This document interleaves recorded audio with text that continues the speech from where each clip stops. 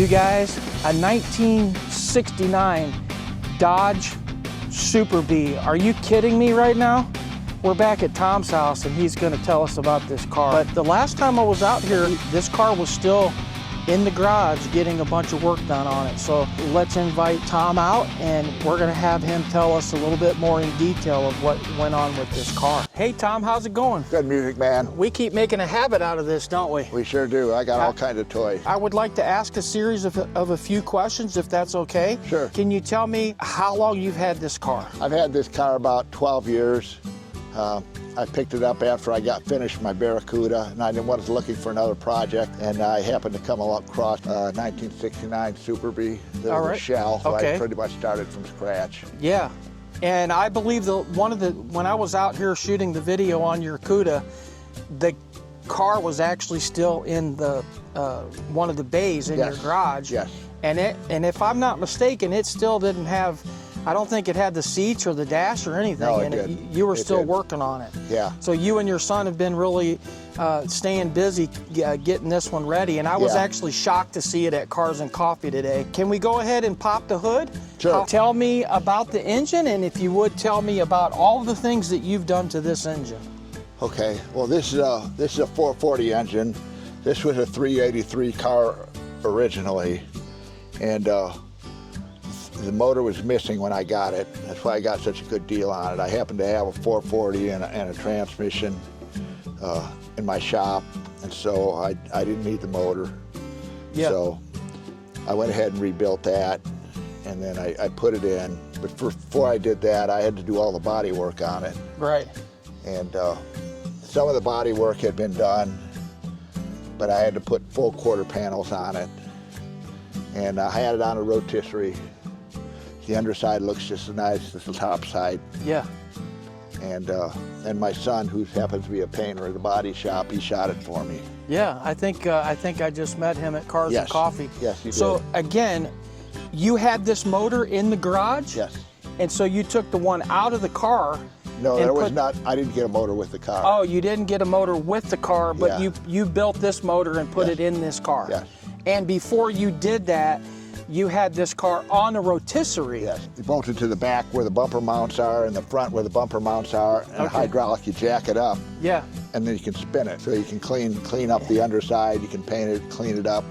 The fenders are all off it, so you can do the under the hood, in the trunk, everything. Yeah. Is this color match from 1969 when your son painted it? It's a factory color. It is a factory color. Yeah, I think it's called lime green. Now, can you tell me a little bit, Tom, about the interior on this car? What did the interior look like when you bought it? It came with seats, but I had to have them redone.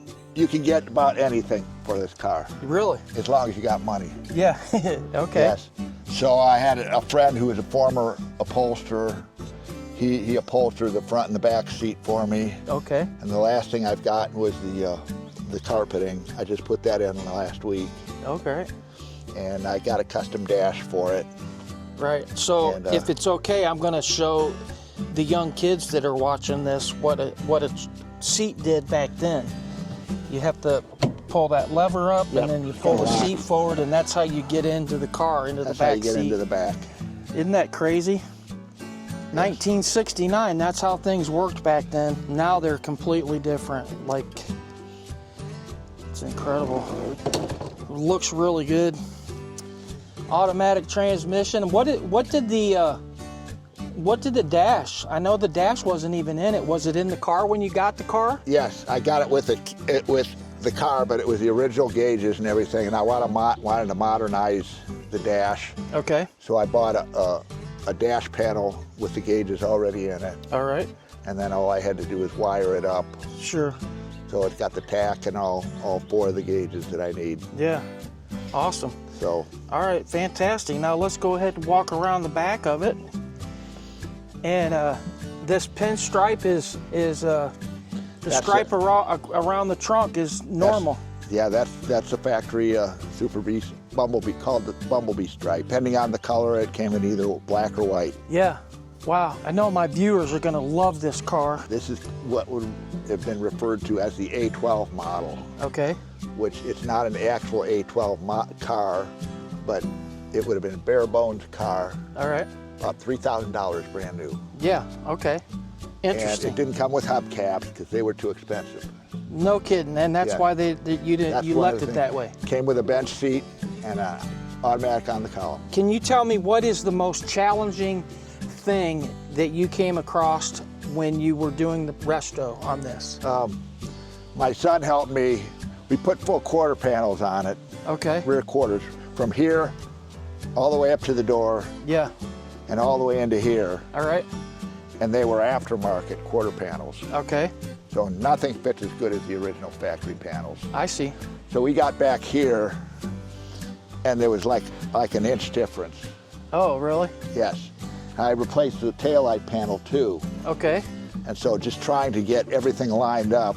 Yeah. With the trunk floor and the taillight panel and the quarter panels was a real challenge. You know, I think that's kind of a question that, you know, a guy like me, I see you out at the Cars and Coffee and I don't think about stuff like that. Yes. Because you've already done the work. Yes. And that's one of the reasons why I wanted to ask that question, is because I don't think some people realize what goes into actually doing this or doing a project like this. Yes. Yeah, you know, so you're always going to run into problems. Yeah. Always. Okay. That's what keeps my brain working. Yeah, right. And so I have one more question. Let's go around the other side. I'm going to ask you to get in the car and start it up. Okay. But before you do, I have one more question about this particular car. In one word, describe what this car means to you.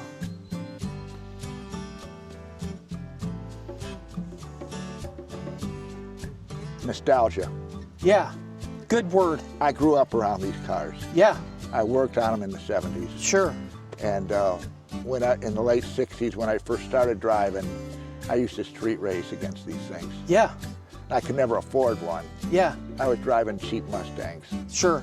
And so I always dreamed about having a Roadrunner or a Super B car like this. Unbelievable. Yeah. You know, I'm gonna add a little bit of something here. We were just at Cars and Coffee. Yes.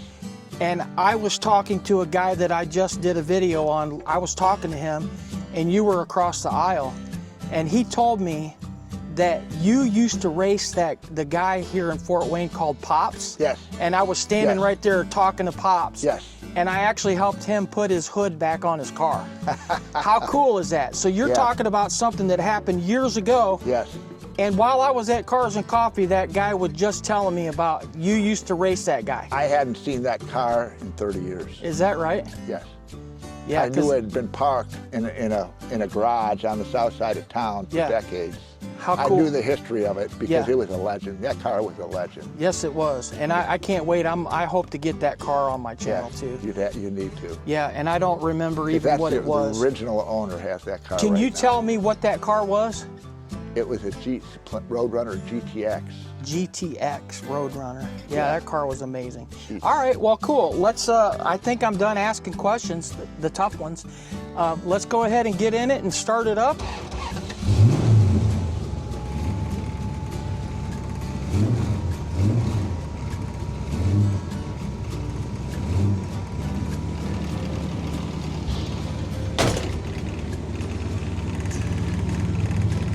Tom in his 1969 Super B.